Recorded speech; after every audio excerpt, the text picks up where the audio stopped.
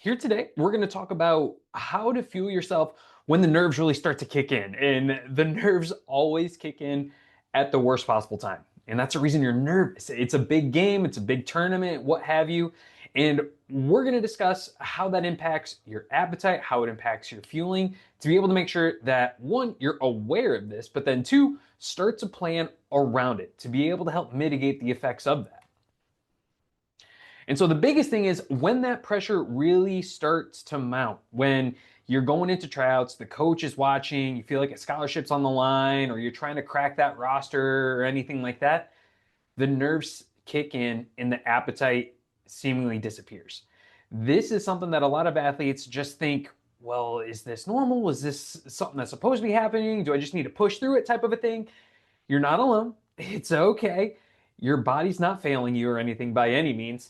It's a normal and natural physiological response. The problem, though, is that the way in which the body's responding is it's doing it at the wrong time and it's the wrong job for what you're needing in the moment. Because what happens is when our nerves start to kick in, it puts us into a sympathetic state, that kind of fight or flight system, that fight or flight state.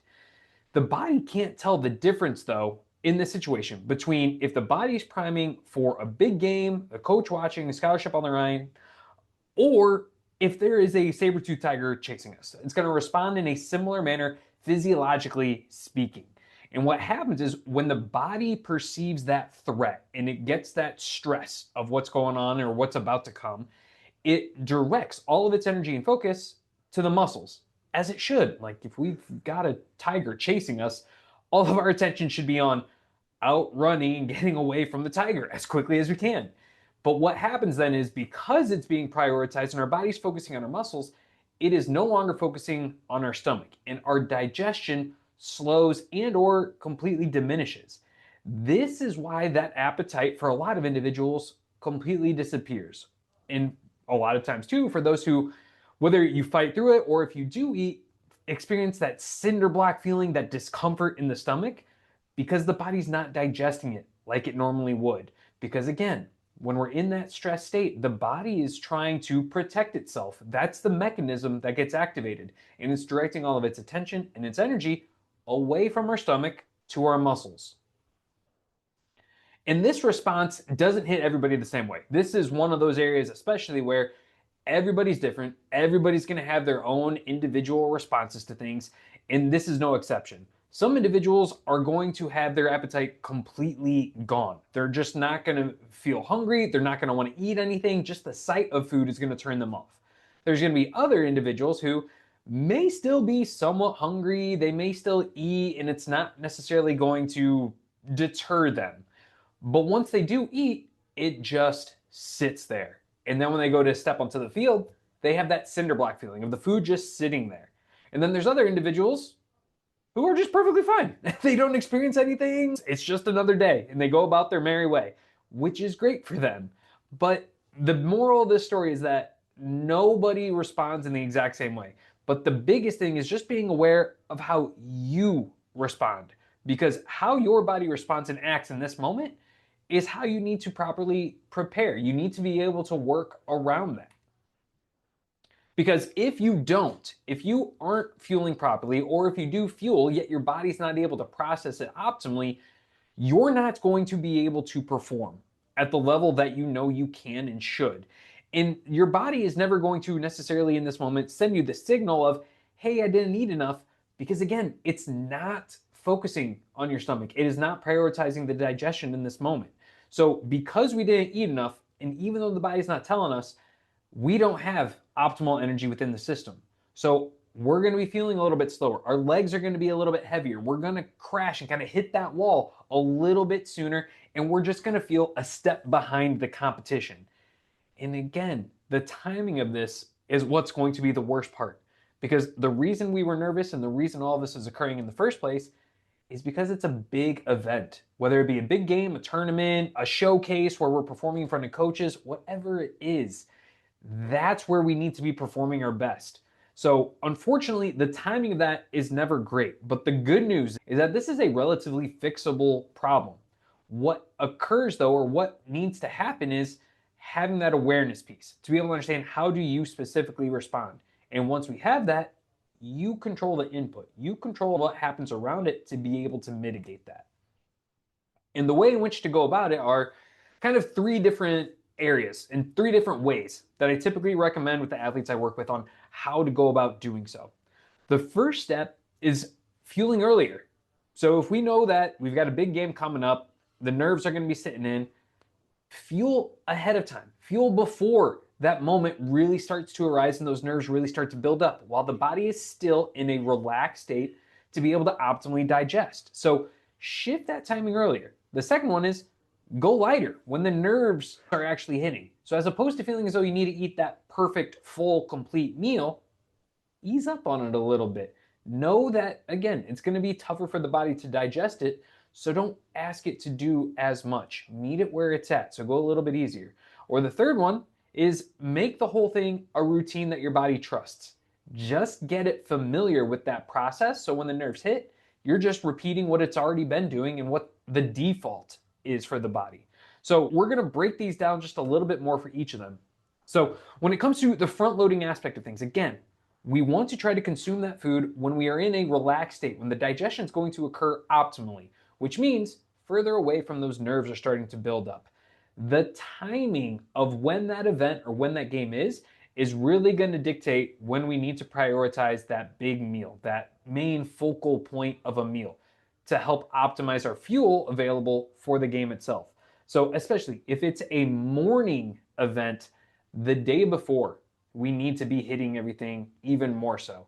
And if it's an evening event where we're kicking off, say around 8 p.m., 7 p.m., or anything like that, breakfast and earlier in the day needs to be the primary focus. The moral of the story is shifting that intake up and shifting that focus and priority to earlier and away from that moment starts to arrive or when those nerves start to creep in. You know your body better than anyone. Whenever that feeling and that sensation starts to kind of creep in, make note of it if you don't already off the top of your head know when that is, and start consuming ahead of time. Start consuming before that. Because again, if we consume in a relaxed state and we get that food in where you don't have the nerves and the body is relaxed and able to digest, we consume it early enough that it's out of the stomach, that we're able to process everything, we get that fuel in without that discomfort that pops up later on. So moral of the story, shift that eating time period and shift that focus to a little bit earlier. Then if the solids won't go down and the stomach is in knots and just trying to eat what a typical pre-match meal normally would be is no longer sounding appealing, go lighter and go easier. And what I typically mean by that is shifting from solid foods to liquids and prioritizing the carbohydrate piece. The biggest thing that we're trying to achieve with all this are foods that are going to be quick in and quick out of the stomach. Carbohydrates are what's going to be digested the quickest between carbs, protein, and fat. Carbs are fastest in, fastest out. That's what we really want in this situation. And especially because those carbs are what's going to be filling up that gas tank, that energy tank that we're going to be tapping into predominantly during the event. When the intensity of the training and how hard we're pushing our body increases, so too does our carb utilization. So the carbs are going to be working great for two reasons, because they're easy to digest and they're going to provide that fuel. The other way is liquid calories. You don't have to worry about that physical chewing aspect of things. The liquid, once consumed, is also going to be very easily digested. Because if you think about it, if you consume whole food, the body has to break that down a little bit to be able to expose the entire surface area of that food to fully digest, process, and utilize it. A liquid is already broken down essentially. Like that has every surface area exposed to the digestive enzymes to break it down, provide the energy, and get out of the stomach. So to provide that combination of quick digesting while still optimizing that fuel, smoothies can be the best thing possible in this situation. Because a smoothie can still provide a little bit of protein, that carbohydrate piece, and you can provide any type of flavor really that sounds appealing to you in that moment. If you like it more savory and you want that peanut butter in there, cool. Just make sure that you give yourself time to digest it because that fat will take a little bit longer. But if you know it sits well for you and it sounds appealing, have at it. Or if you prefer a little bit more of a fruitier type smoothie, cool. Go with a tropical smoothie. incorporate some fruit juice, what have you. But you can make it whatever you need. And that liquid component of it allows it to go down quicker. Then when it comes to if wanting to have a little bit of food, bananas and or toast with honey can be two super easy go-to things. All of that is going to provide some quick carbohydrates, meaning again, gets into the stomach and out of the stomach really quickly. And all these are familiar foods. That's the biggest thing. Stick with familiar foods always on game days. Like no new foods on game days, but especially in this situation, if you know the nerves are going to be acting up a little bit, keep it simple, keep it familiar. We want to make sure that we're still getting the right types of foods at the proper time as best as we can, while also meeting the body where it's at. And then the third thing is stick to a routine. We want this to be boring. And the reason we want this to be boring is because the body's going to be familiar with it. We already are asking the body to fight through a lot of things. The nerves are up. We're getting a little anxious about things. We don't need to throw anything new to it. So go through that typical routine of a day to day, even outside of food, of a normal wake up routine, a stretching routine, whatever your preparation is. Go through that normal routine. And then from a food perspective, go through the normal routine with that as well. Stick to those familiar foods. Try to stick to the familiar times of what you would normally do, because the body is just like us. It's a creature of habit. And if it's been exposed to something continuously and consistently, it's going to know how to respond to it. And if we give it exactly what it's been expecting and been exposed to previously, it's going to be able to handle and process it a little bit better. Which, in a situation where the body's struggling to do that, any little thing that we can do to be able to help ease that process, we want to do. And so sticking with that routine is really going to be able to help that. And it just re-emphasizes no new foods on game day. We don't need to be introducing anything new to be able to shock and surprise the body when it's already trying to do a lot. And so if we aren't able to get that fuel in and we have a tournament weekend and we have multiple games back to back, if we aren't staying mindful of it, what can happen is by the end of that tournament, by that final game, we are starting in essentially an empty fuel tank. In the very beginning, like this graph right here is going to be able to break it down across kind of all three of those games. We start with day one, game one. We have our energy compared to what would be optimal and what perhaps our opponent, who's super fresh, is at a little bit lower already. Because again, we had a little bit of those nerves. We didn't necessarily get a full pre-match meal like we normally would, but we're pretty close. We're still going to be able to put a good foot forward, give a good showing, be able to perform optimally. Then when we get to day two, after game one, we know we have that next game up. We're not necessarily as hungry after the first game because that intensity of the session alone can decrease the appetite. Add in the nerves going on, and now we've got two things: decreasing our appetite, decreasing our intake, going into game two, where we now have an even lower energy tank, an even more depleted energy tank. Now that gap is bigger. If we compare ourselves to potentially the opponent on the other side of the field who fueled themselves optimally, this is where we start to get those heavy legs early. We're a little bit slower to the ball, and we hit the wall just a little bit quicker. Now, after second game, if we were able to push ourselves through that, grit our teeth, and get through all of that, now we have a third game where even after that second game, the nerves are still there. The appetite isn't there. We underfuel again. Now the tank is almost empty. Going into game three, before that first whistle is even blown. This is the recipe for disaster. This is where on game three, all of a sudden we look like two completely different players. And it all starts and stems from the fact that we weren't prioritizing and we didn't address that fuel intake, the overall nutrition aspect of things optimally. So it's not to say that you're at fault for any of this. This is really just to showcase what can happen if we're not being intentional and mindful about things. And so to be able to help with that in creating your specific plan to be able to combat that and ensure that you enter game three feeling as fresh as you can and as close to what you did on game one. The first thing you need to know is, how do you specifically respond? Taking the time to actually have that self-awareness and ask yourself, do you lose your appetite, or does the food sit heavy in these types of situations?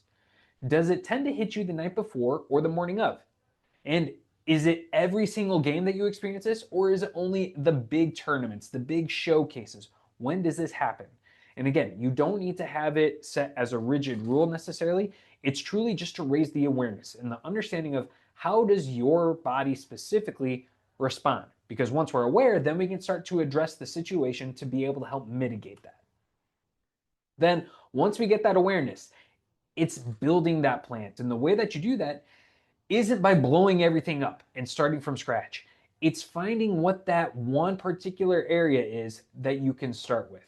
So whether that be front loading your calories, shifting that food a little bit earlier, readjust your schedule a little bit to be able to front load those calories when we are in a little bit more of a relaxed state. It could be just switching up the types of foods that you have in those moments. So as opposed to having a full whole food pre-match meal, maybe we switch to a smoothie that we know is going to sit a little bit better. And or the other thing, if we feel like we've got things in a pretty good spot or we have an idea as to a couple little tweaks of what we want to be doing for the game day itself, practice it. Put some of these things into practice during your practice days. Start to build that routine. Start to build that familiarity with the body so it becomes acclimated to those types of things, which is what's going to allow us on game day to be able to still push things a little bit, incorporate some whole foods because it's familiar with those types of items. Now, with all these things, the goal is to just pick one.